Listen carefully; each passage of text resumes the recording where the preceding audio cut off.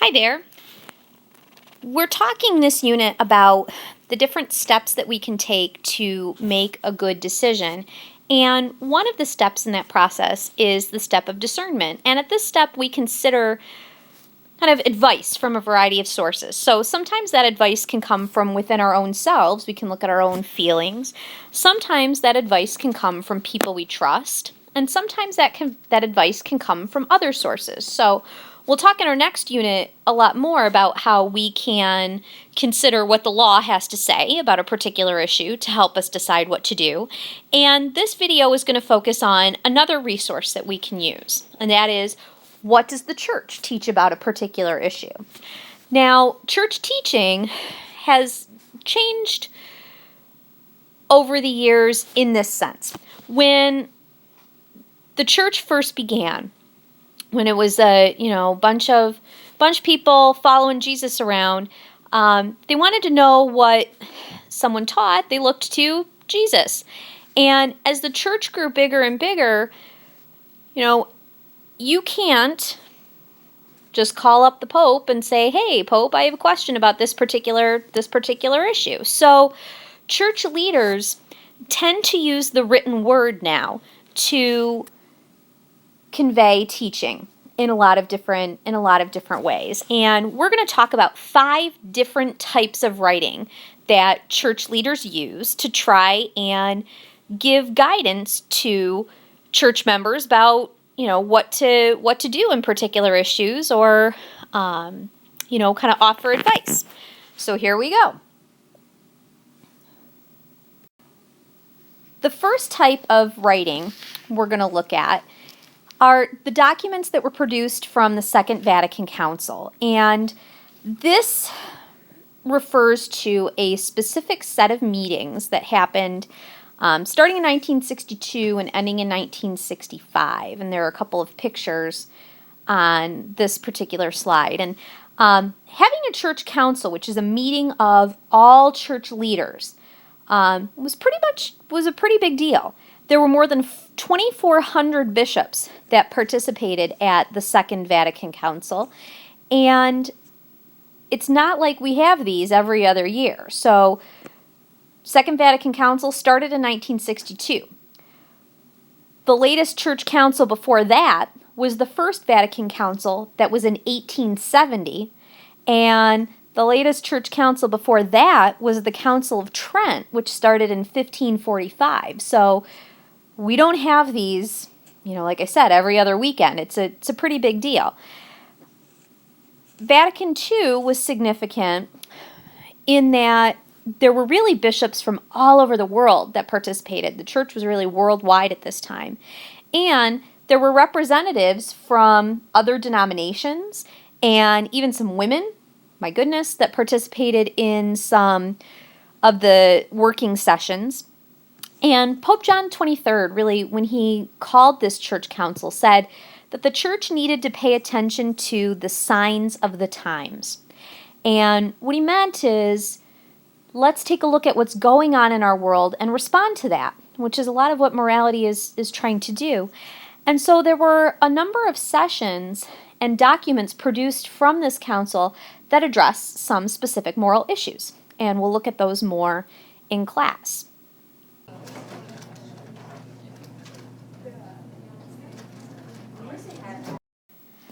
The next type of church writing is the Catechism of the Catholic Church. And this is a document that contains official Catholic teaching. So you can get that in book form. So the picture on the slide on the left is a picture of the cover of a version of this catechism. And you can also access this catechism online. So that's the picture on the right-hand side is a little screenshot, and we'll be using the online version in class. This document was not produced at Vatican II. That really wasn't the focus of, defining church teaching wasn't the focus of Vatican II. But reorganizing the catechism and kind of compiling, what is it that Catholics believe about different things, developed in the years following the Second Vatican Council. And this particular catechism was not published in English until 1994. So it was first published in Latin, which is the official language of the church, and then got translated into all the other languages that Catholics use. So the version that we use was published in English in 1994. And the catechism, I will be honest, is not the most exciting thing to read in the world, but it is an awesome, tremendous, tremendous resource because it really lists what does the church teach about almost any issue under the sun. And so if I want to figure out what the church teaches about love, or what the church teaches about magic, or what the church teaches about animals, or what the church teaches about the sacraments, I look in the catechism and it directs me, with an index to the statements on that particular issue. So it's an incredibly helpful resource.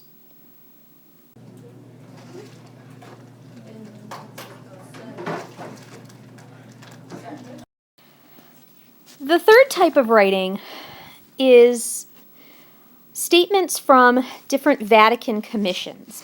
And so the Roman Curia is kind of like the bureaucratic department of the church.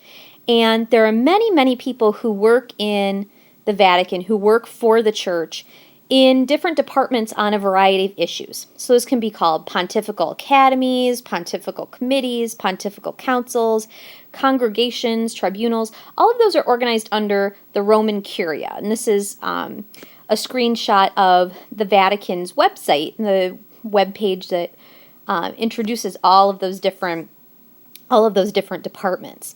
And so sometimes these different congregations or commissions will study specific moral issues and then release statements that kind of provide people guidance because, for example, the Bible doesn't talk about scientific developments that weren't around. So for instance, if I want to know what the church teaches about cloning, well, the Bible isn't going to give me a direct quote where Jesus says cloning is wrong.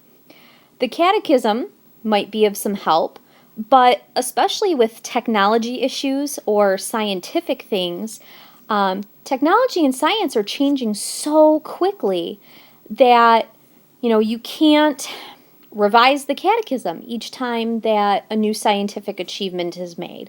And so kind of in the meantime, these commissions help to give people some guidance. And when these commissions offer, their statements, they will often include scripture, include statements from the catechism, to show this is where our reasoning is coming from. But they can be a helpful resource on a variety of specific moral issues.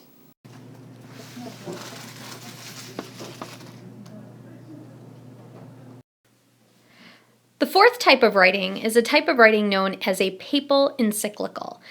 Now, encyclical is a fancy schmancy word that means letter, and a papal encyclical is a letter from the Pope. Now, papal encyclicals are usually addressed to all church members, so not every letter that the Pope writes is considered an encyclical. So if the Pope, for example, was writing to one of his college classmates to wish him a happy birthday or a Merry Christmas, that would not be a papal encyclical. Papal encyclicals, again, are letters that are written from the Pope to the whole church. So it's the Pope exercising his capacity as teacher. Now, papal encyclicals can be about a variety of topics. So you can see Rerum Novarum pictured here is an encyclical letter from Pope Leo the 13th. And that was about labor conditions and